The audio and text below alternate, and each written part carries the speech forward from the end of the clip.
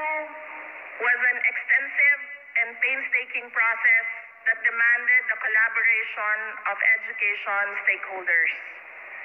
The review and revisions fulfill the Department of Education's pledge to evaluate the K-12 program following its initial implementation. The curriculum's component covering senior high school program is currently being reviewed. Among the revisions in the K-10 program include reducing the number of competencies.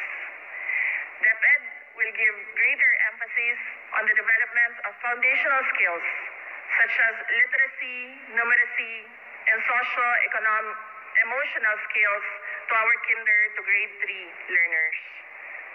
The formation of our learners' values and development of their characters will be intensified in adherence to Republic Act 11476 or the GMRC and Values Education Act of 2020. The curriculum also features clear articulation of the 21st century skills. This next feature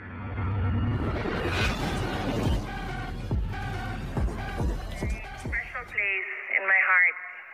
The new K-10 curriculum will integrate peace competencies, highlighting the promotion of nonviolent actions and the development of conflict resolution skills in our learners. For after all, there is security if there is peace. This curriculum will be integral to DepEd's Matatag agenda, unveiled in January this year. DepEd's track remains to be fundamentally illuminated by the wisdom of our slogan, Matatag, Bansang Makabata, Batang Makabansa, meaning DepEd's programs and reforms are intentionally tailored to produce competent, job-ready, active, responsible, and patriotic citizens. I want to thank Secretary Liling Briones for her bold action and leadership. Binuksan ni Sec. Liling ang daan ng pagbabago na tinatahak natin ngayon para sa ating mga mag-aaral. Pursuing these reforms has been marked by foresight and demonstrated DepEd's desire to change the learning landscape of the Philippines for the sake of the future of our learners. Let me emphasize that the new curriculum is a labor of love between the Department of Education and international and local academics, the private sector, government agencies, and education stakeholders. It is designed to help improve the learning outcomes of our children and help them succeed in life. We are optimistic that this will provide our children with a meaningful learning experience that will boost their intelligence, improve their knowledge, enhance their skills and talents, and prepare them to become well-rounded, mature individuals. Allow me please to elaborate and walk you through the Matatag curriculum, which is now at the heart of the Department of Education. MA stands for Makabagong Curriculum na Napapanahon. The knowledge that we are offering our learners should be relevant, and the skills being developed are applicable and responsive to the demands of a world that constantly evolves. But while doing this, our Matatag curriculum will reintroduce the basic foundation of education to our learners, the literacy and numeracy competencies. The Matatag curriculum will ensure that in our schools, learners will master their literacy and numeracy skills. But we also hope that in their homes, our young learners will get additional coaching and teaching from the adult members of the household. We encourage families to revive the culture of coaching at home to complement our school-based efforts. TA stands for talino na mula sa isip at puso. It is important that our learners are mentally prepared to face the challenges of the world, and equally important that they are also emotionally ready to navigate its complexities. We shall promote a balance between intelligence of the mind and maturity of the heart. Our progressive and holistic approach to education fosters creativity, critical thinking, problem solving, collaboration, adaptability, and digital and media literacy. These are essential skills needed to thrive and succeed in a contemporary society. However, we understand that genuine and lasting wisdom is a matter of the heart. We shall cultivate in the hearts of our learners the values necessary for developing their characters so that they become responsible, compassionate, and better individuals. TA stands for tapang na humarap sa anuman ang hamon sa buhay. We will harness our deep sense of identity as Filipinos in facing uncertainties and adversities as a nation. From this streams our courage and strength, resilience, and readiness to unite with other Filipinos to take on any challenges that demand collective actions. Additionally, from this, we hope to witness our learners grow into patriotic citizens. G stands for Galing ng Pilipino, Nangingibabaw sa Mundo. We aim to produce learners who are ready and equipped with the necessary knowledge and skills needed for them to shine on the competitive world stage. The Filipino diaspora is characterized by various realities. But ultimately, Filipinos would always find a way, not only to fit in, but also to claim the spotlight of excellence, inspiring national pride. Meanwhile, the Matatag curriculum will be brought to all Filipino learners.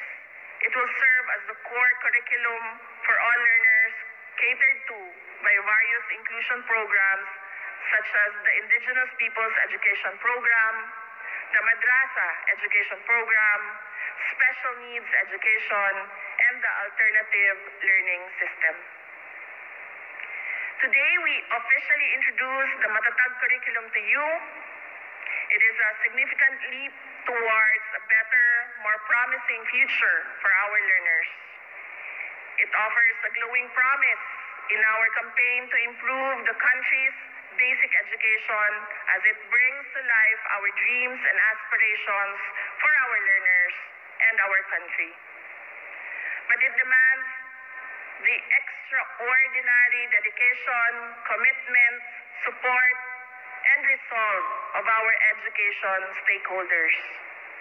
I call on all teachers and all school officials across the country to ensure the efficient and effective implementation of the program. Let the Matatag curriculum become a testament to our faith, love, hard work, and hope for our children's future. Together, let us embrace this transformative change for our children, for their future. Let me just thank the curriculum and teaching strand of the Department of Education for the sleepless nights,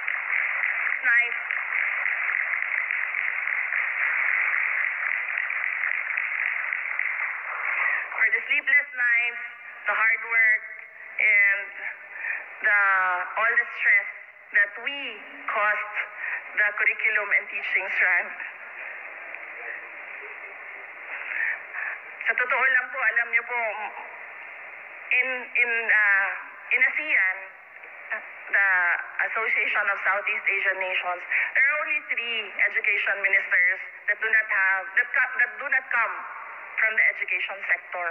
Ako, Singapore, who is a military officer, and Malaysia, who is a politician as well.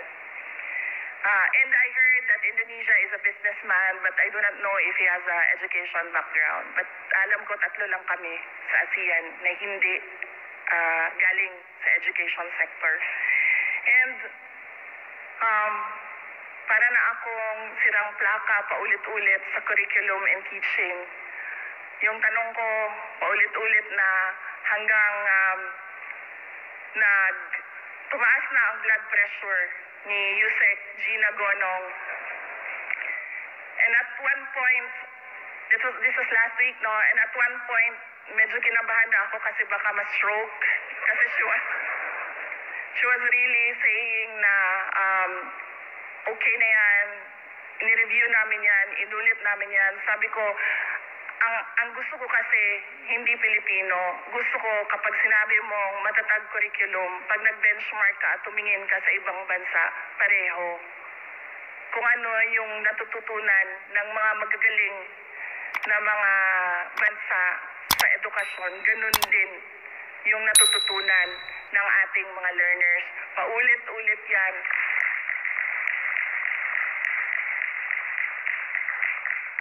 And I think I caused her so much emotional stress. But it is all good. You had your check-up, no? Yes. She did her. And then I felt guilty kasi alam ko isa ako sa nag-cause ng stress sa kanya. Because I do not come from the education sector. I do not have an education background. So I cannot review what they are doing. And I rely on their expertise and all the stakeholders who did the review. So ang magawa ko lang, which I do very well, admittedly, is magpukpuk talaga ng tao to drive a person to do what they are supposed to do. So nagpapasalamat po ako sa lahat ng personnel ng Curriculum and Teaching ng Department of Education. And of course, we are truly thankful for the external stakeholders who gave their all-out support to this matatag curriculum. Maraming salamat sa inyo. Mga kababayan, patuloy tayo maging matatag para sa isang bansang makabata at batang makabansa. Ang lahat po ng ating ginagawa ay para sa Diyos, sa bayan.